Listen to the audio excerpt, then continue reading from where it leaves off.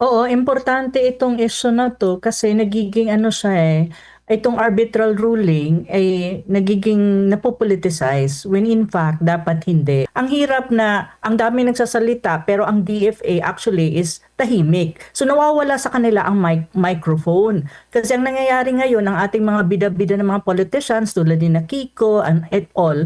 And even Hontiveros, bida-bida sila, nasa kanila yung microphone. Yung mga ginagawa nila is not really informing the public. It's actually making things more confusing for the public. Dapat ang mag-explain talaga nito is the Department of Foreign Affairs. Kasi sa kanila to bola nila to. Proceed kasi yung case natin, the case proceeded precisely because the Philippines, tayo to the Philippines carefully frame its submission. Yung submission, ito na yung nag-file tayo doon ng case na to cover only maritime entitlements and the body of waters, not sovereignty. So ibig sabihin, ang sinubmit natin, ang gusto lang natin na maayos at ma-clarify is yung tinatawag mong maritime entitlements of the body of water. Kasi body of water yung South China Sea, di ba? Pero hindi yung sovereignty issue.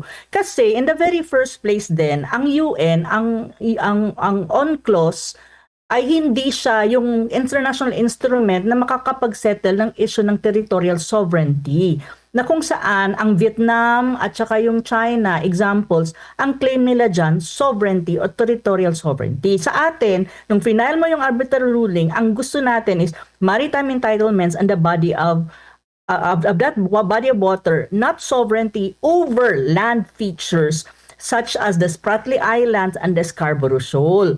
Nandun yun sa arbitral ruling. Tapos, ang sabi naman ng arbitral malinaw din. The arbitral explained that it can only address the submission without touching on the issue of sovereignty. So, ma-address nila yung gusto natin pero hindi nila kayang i-touch yung sovereignty issue.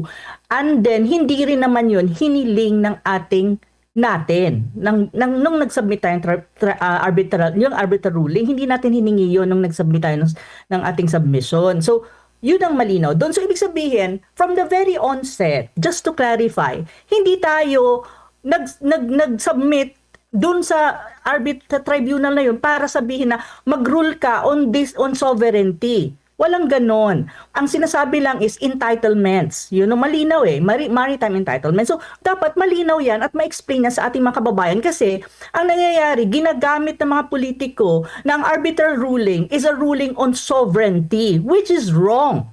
Precisely because malinaw ang submission natin kung anong hiniling natin. And on the other hand, malinaw din na ang basis ng ating claim is actually on clause.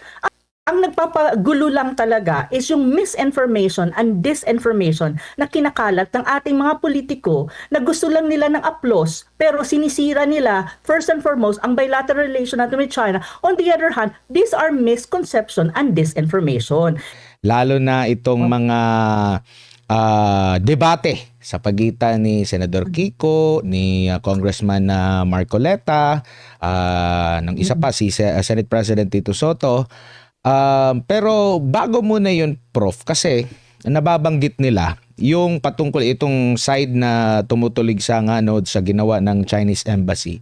Lagi nilang sinasabi, ano ba yung mga naging desisyon doon sa arbitral ruling, no? Kasi actually natatopic na natin ito, yung kaibahan ng sovereignty, sa sovereign rights, ano ba yung EEZ na yan? Kasi may sinasabi din na punto at marami ding mga resibong sinasabi si Senador Marcoleta, meron ba tayong coordinates? Tayo lang kasi yung nakakakilala na yung West Philippine Sea, pero sa buong mundo, hindi naman yung West Philippine Sea yung pangalan dyan sa West Philippine Sea natin ngayon. Pero bago muna yan po, Prof, ano ba ang naging desisyon? Balikan lang natin, no? At maipaintindi natin sa ating mga kababayan. Kasi ito yung naging desisyon at saan talaga tatayo ang Pilipinas ukol dito, kahit mabigyan nyo kami po ng background po dyan, Prof. Oo, importante itong issue na 'to kasi nagiging ano siya, itong arbitral ruling ay nagiging napo-politicize when in fact dapat hindi. Kasi dapat ang dapat kasi ang ating mga kababayan lalo na ang ating mga politicians should really read the arbitral ruling properly and understand it deeply. At saka actually sa akin before anything else, ang dapat talagang mag-articulate nito ay ang Department of Foreign Affairs. And even the Department of Foreign Affairs, I think the diplomats that we have and also yung mga staff dyan, especially yung leadership nila, they should also study on the arbitral ruling and honestly see what it is really all about. Kasi ang hirap na ang dami nagsasalita pero ang DFA actually is tahimik. So nawawala sa kanila ang microphone. Kasi ang nangyayari ngayon ng ating mga bida-bida ng mga politicians tulad ni Kiko and et al. And even Hontiveros, bida-bida sila, nasa kanila yung microphone. Yung mga ginagawa nila is not really informing the public. It's actually making things more confusing for the public. Dapat ang mag-explain talaga nito is the Department of Foreign Affairs. Kasi sa kanila to bola nila to. So any case, when you talk about the arbitral ruling, kasi para hindi ako magkamali, nagsulat ako nito at nilagay ko yan sa aking Facebook post. At the same time, kahit noon pa man, marami na akong articles na nasulat tungkol dito. Pero just to clarify sa ating mga kababayan, pero ang hirap nito Admar and Almar kasi hindi ito yung issue na madaling ma-digest ng ating mga kababayan, yung ordinaryo nating mga kababayan. Pero I'll try to make it more understandable sa ating mga kababayan. Una, yung mga misconception na may kinalaman dito. First, itong desisyon, yung arbitral ruling na tinatawag, hindi ito UN decision. That's one thing. When you talk about UN, it means the United Nations. No, hindi siya. Kasi hindi naman ito dumaan sa UN body or sanction ng UN as a whole. So, mali yung sinasabi na, at saka nagkakaroon ng misconception na UN backed daw. No, it's not. Because it is yung tribunal is an ad hoc, hindi, parang create mong body, ad hoc siya. Hindi siya talaga, paano ko ba i-explain yung ad hoc? Na itong ad hoc na tribunal, create siya based on what you call Annex 7 of the United Nations Convention on the Law of the Sea, yung UNCLOS, kung saan ang claim na sinasabi ng Pilipinas is actually based on UNCLOS. Yun. Kasi yung claim natin is not sovereignty. It's actually, hindi siya soberenya. Ang claim natin is within UNCLOS na sinasabi niyang exclusive economic zone or may tinatawag kang sovereign rights. At in-explain na natin na ang sovereign rights and sovereignty are not the same. Pag sinabi mong soberenya, pag-aari mo. Basic na definition yun. Prof, Pag sinabi mong sovereign rights, Prof, mayroon kang... maputo lang kita, Prof. Kasi yung pinakaunang question talaga is, ano ba, actually nabanggit mo ito kanina, no? Balikan lang natin. Ano ba yung hiniling natin doon sa tribunal? Maganda. Ano yung hiniling ng Pilipinas sa tribunal? Oo. Yung sovereignty Okay, ba? maganda Sovereignty rights? Ano naman ang kaibahan nitong sovereignty tsaka yung sovereign rights? Prof. Yeah, magaling ka, Admar. Magandang tanong before mag-proceed kasi yung case natin, the case proceeded precisely because the Philippines, the Philippines carefully framed its submission. Yung submission, ito na yung nag-file tayo doon ng case na to cover only maritime entitlements and the body of waters, not sovereignty. So ibig sabihin, ang sinubmit natin, ang gusto lang natin na maayos at ma-clarify is yung tinatawag mong maritime entitlements of the body of water. Kasi body of water yung South China Sea, di ba? Pero hindi yung sovereignty issue. Kasi in the very first place din, ang UN, ang UNCLOS ay hindi siya yung international instrument na makakapag-settle ng issue ng territorial sovereignty, na kung saan ang Vietnam at saka yung China, examples, ang claim nila dyan, sovereignty or territorial sovereignty. Sa atin, nung final mo yung arbitral ruling, ang gusto natin is maritime entitlements and the body of that body of water, not sovereignty over land features such as the Spratly Islands and the Scarborough Shoal. Nandun yun sa arbitral ruling. Tapos, ang sabi naman ng arbitral na Sabi ng arbitral, malinaw din. The arbitral explained that it can only address the submission without touching on the issue of sovereignty. So, ma-address nila yung gusto natin, pero hindi nila kayang i-touch yung sovereignty issue. And then, hindi rin naman yun hiniling ng ating natin. Nung nag-submit tayo yung arbitral ruling, hindi natin hiningi yun nung nag-submit tayo ng ating submission. So, yun ang malinaw doon. So, ibig sabihin, from the very onset, just to clarify, hindi tayo nag-submit doon sa tribunal na yun para sabihin na mag-rule ka on sovereignty. Walang ganon. Ang sinasabi lang is entitlements. Yun ang malinaw maritime entitlement. So, dapat malinaw yan at ma-explain na sa ating mga kababayan kasi ang nangyayari, ginagamit ng mga politiko na ang arbitral ruling is a ruling on sovereignty, which is wrong. Precisely because malinaw ang submission natin kung anong hiniling natin. And on the other hand, malinaw din na ang basis ng ating claim is actually on clause. And again, on clause is not the instrument that you use when you settle sovereignty dispute or territorial sovereignty dispute.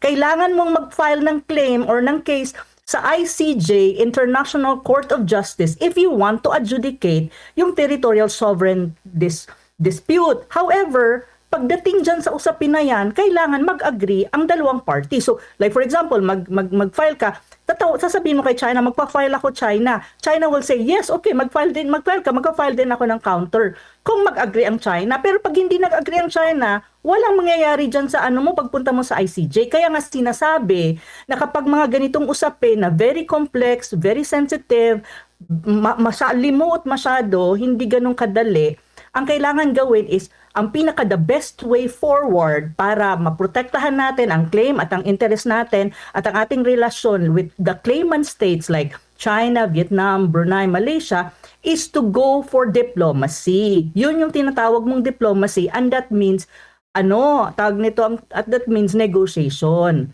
Now, kung hindi ka makikipag-ganon, ang resulta niyan, isa lang the other way of resolving it, kung yan ang is you go to conflict and you go to war, which, my God, the Philippines will not be able to do it, and we will not be at par with China when you talk about military, because our military is not as strong as China. My God, China is number one already, I think, in the military capability, even against the United States. So, hindi natin kaya yon. Kaya nga, mga tulad ko, mga tulad ng iba, tulad ni na SAS, tulad ni na ang dami pa dyan na ating mga kababayan, tulad ni na Sir Bobby Tiglao, we're advocating for diplomacy kasi that is the path that is actually good for us as a country na we can articulate our claim against China and the rest of Southeast Asian claimant states na hindi natin kailangan mag-away. Kasi ang nagpapagulo lang talaga is yung misinformation and disinformation na kinakalat ng ating mga politiko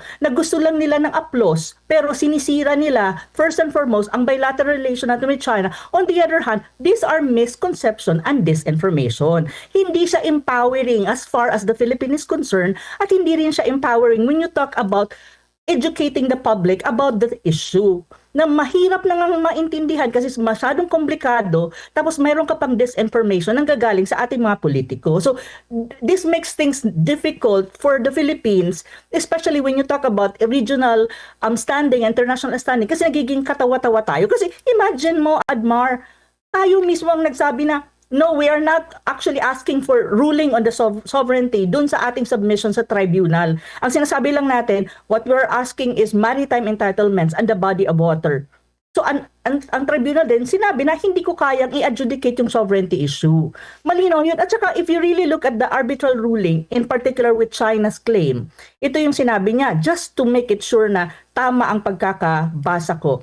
Ito sabi dito, in particular, the tribunal emphasizes that nothing in this award, which is the arbitral award, 2016, should be understood to comment in any way on China's historic claim to the island of the South China Sea. Nor does the tribunal decision that a claim of historic rights to living and non-living resources is not compatible with the convention limit China's ability to claim maritime zone in accordance with the convention on the basis of such island. Take note, one more important thing that we need to take note dun sa tribunal's decision. Ang ginagamit dito, hindi nga West Philippine Sea. very obvious. It's being used South China Sea. Precisely, there is no such thing as West Philippine Sea as far as the international community is concerned and as far as the tribunal is concerned and even the arbitral ruling. However, with the West Philippine Sea, sa domestic level nga, ang sinasabi ko to be very objective about this, may executive order ka na nilabas before si Pinoy at saka mayroon ka mga batas na nilabas at pinas ng Congress na kung saan supporting the word or the term WPS. So kung ang pag-uusapan mo is domestic, I think within the domestic level, within our own territory, okay yung WPS, you can use it. And people understand. But if you go out of our own territory, I don't think other people recognize it. Really.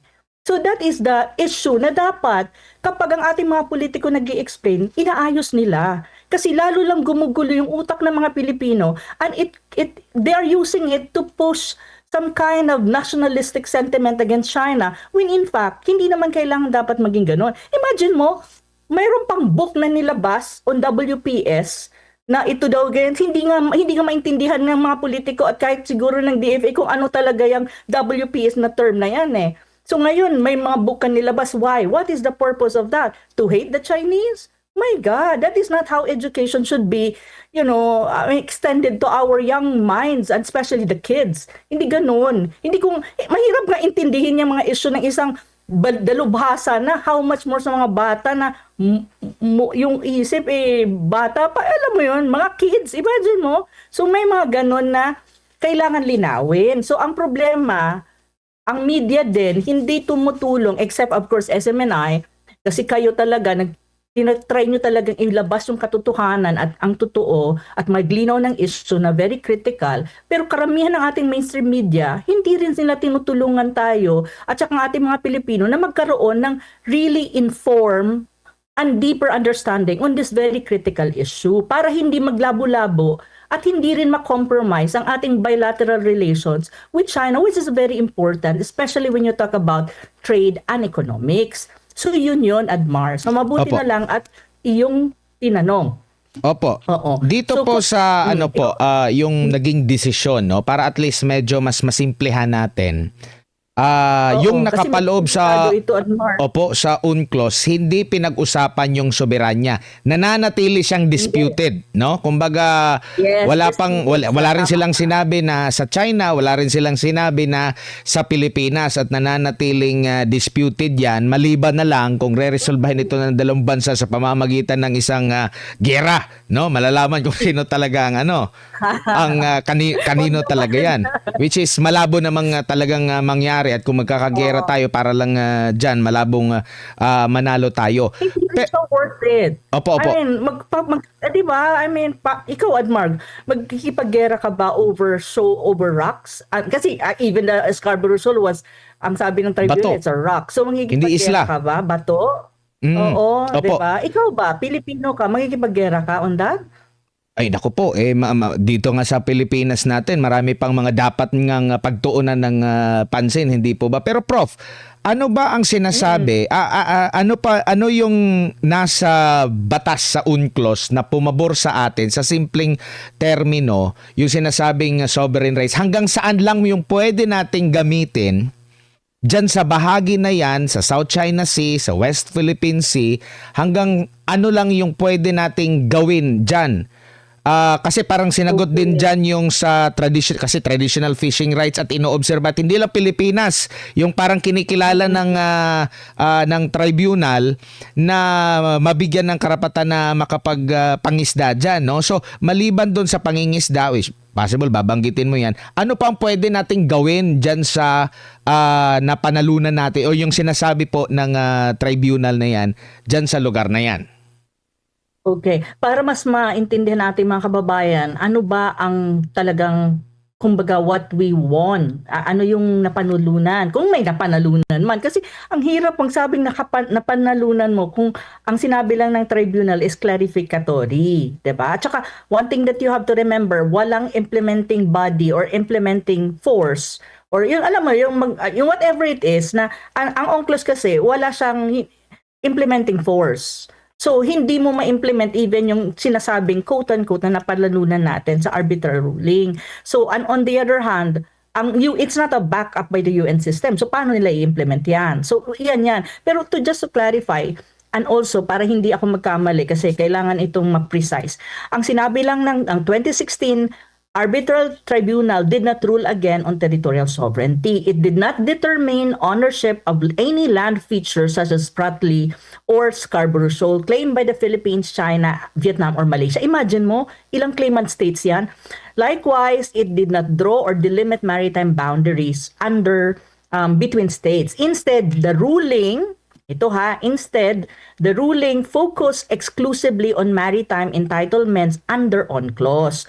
It clarified the status of a specific maritime feature kung land, kung island siya, rocks, or reef, okay? Under corresponding entitlements, whether they generate 200 nautical miles EEZ, yun na nga sinasabi natin, exclusive economic zone natin yan, and then 200 nautical miles territorial sea, territorial sea or none at all. So sa atin kasi, ang importante ng arbitral ruling, clarify niya na, okay, 12 nautical miles from the shore, ito yung territorial sea nyo, ang 200 nautical miles, yan ang exclusive economic zone nyo. So yan ang malinaw doon. So ano ang importansya ng exclusive economic zone? Ang importansya kasi doon, ibig sabihin, you have sovereign rights to explore and exploit meaning possible use of the resources underneath the sea, below. Kasi pag tinawag mong up sa above, this is international waters na siya. Kaya nga, nagkakaroon tayo din ng problema kapag minsan may mga ships like ng China na pumapasok sa so-called nating exclusive economic zone. It's okay. Even in UNCLOS, it's there. Kasi nga, international waters. However, even doon sa ruling and even sa UNCLOS, nagsasabi siya, okay, you can exploit resources in consultation with the coastal states, especially with the claimant states. Kaya hindi rin pwedeng sabihin na absolute kaagad yung tinatawag mong exclusive economic zone. Kaya nga, 'di ba? Kaya nga minsan, kailangan itong intindihin mabuti kasi pag hindi ito maintindihan, nagkakaroon ng confusion dito. At saka ano pa ang importante na sinabi ng ng exclusive economic ng tribunal ng 2016 tribunal, ni-rule out niya na ang 9-dash line ng China, which is the historic rights of China is not valid. However, one thing that you have to remember on the China side, ang claim nga nila territorial sovereignty.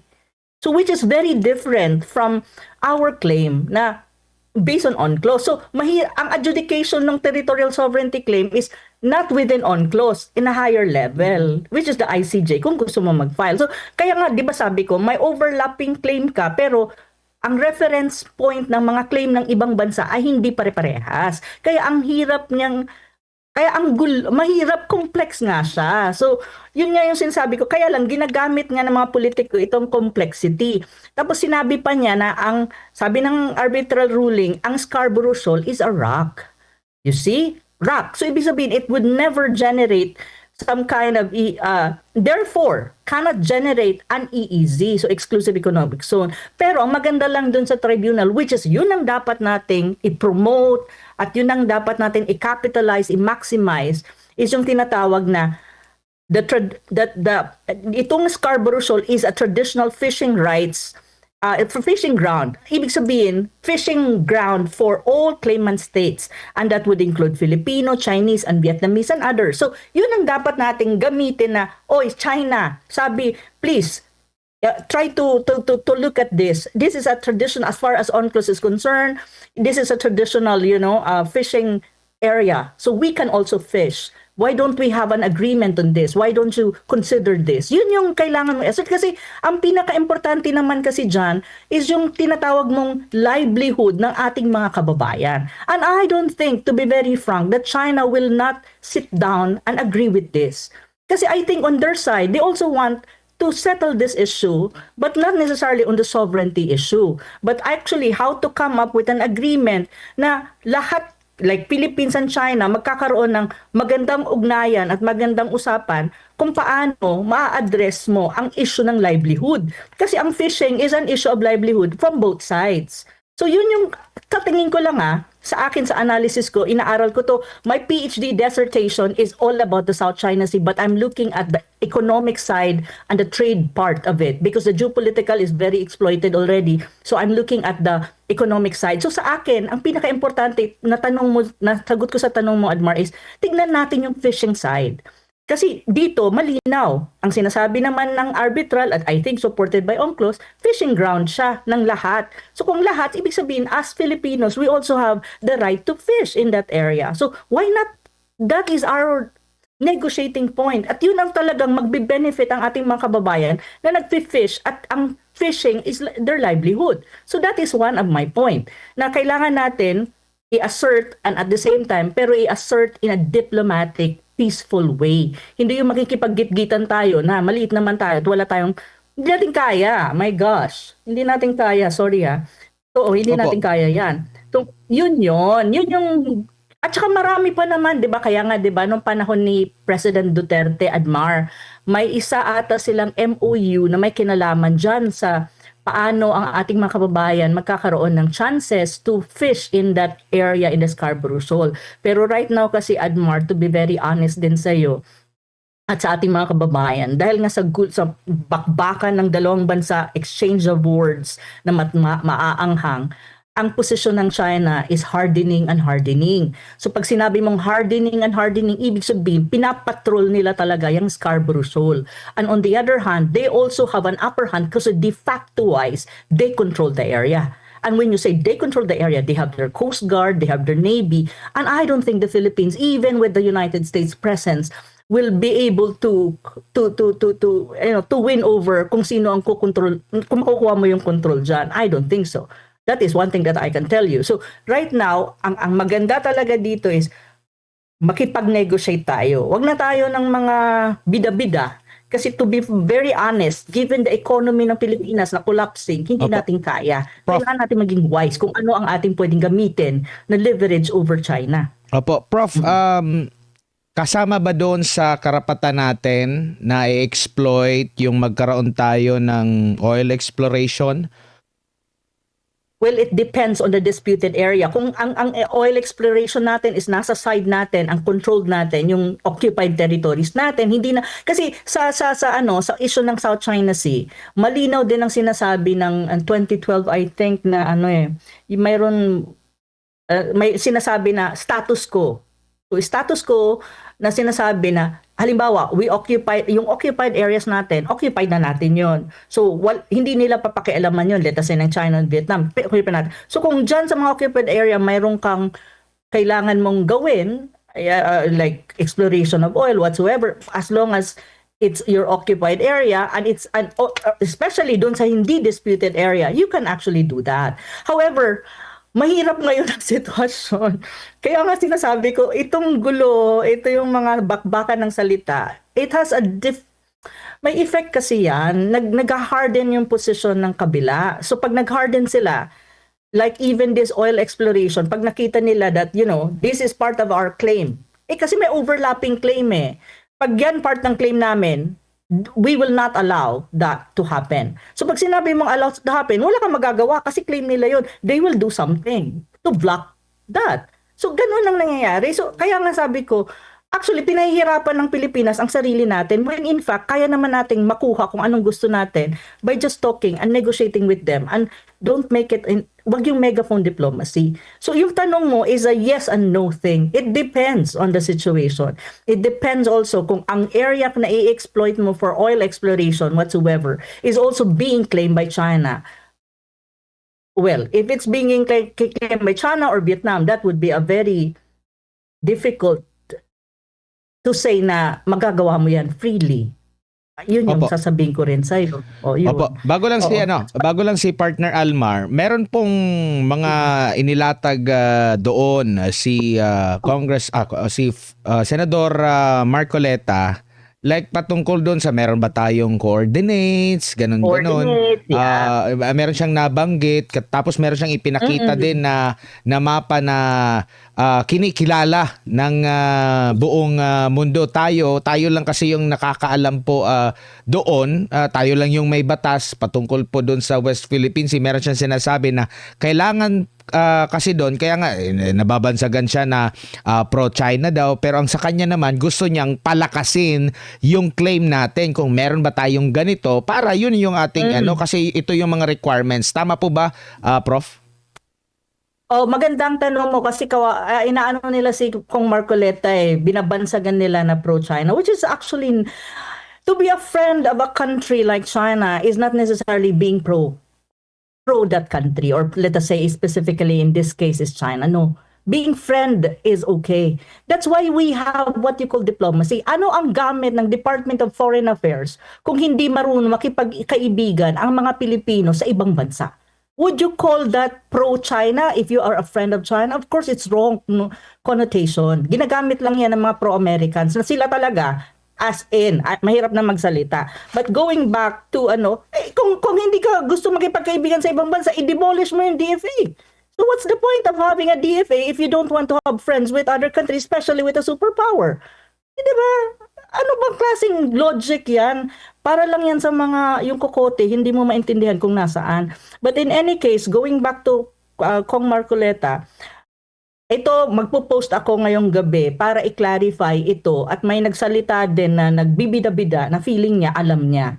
Which is in fact hindi, at mali siya doon. Pero mamaya, after the interview, isi-share ko din sa inyo. Pero just to support Kong Marcoleta, Senator Marcoleta, thus far, there is no record whatsoever at the Division for Ocean Affairs and the Law of the Sea or with the UN Secretary General, United Nations Secretary General, showing that the Philippines has submitted geographical coordinates of its maritime zone. Now, if you want to challenge me on this, you can check the website of the Ocean Affairs and the Law of the Sea. And I will also make a post about this later. Kasi inaayos ko pa sinusulat ko pa yung commentary on this para makita. And I will also put in that post sa Facebook ko yung link at saka some evidence na wala tayo. And then what we have actually done. Okay, yan ang totoo, which is correct si Senator Marcoleta on this. Wala tayong sinubmit sa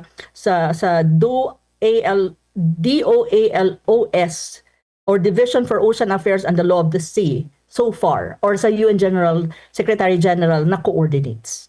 Walang ganon. So that is a misinformation. And later i-reinforce ko yan sa FB post ko. Pag sinabi mong maritime zones, yan ay yung EEZ, yan ang contiguous zone at saka yung continental shelf. Only ang nilagay lang natin, ang nasubmit lang, is the baseline has been deposited. It's ibig sabihin yung baseline. However, when you say deposited o submission and recognition are two different things. Hindi ibig sabihin na sinubmit mo yung baseline mo or nagsubmit ka, in that sense na recognize na siya. No, that is not true.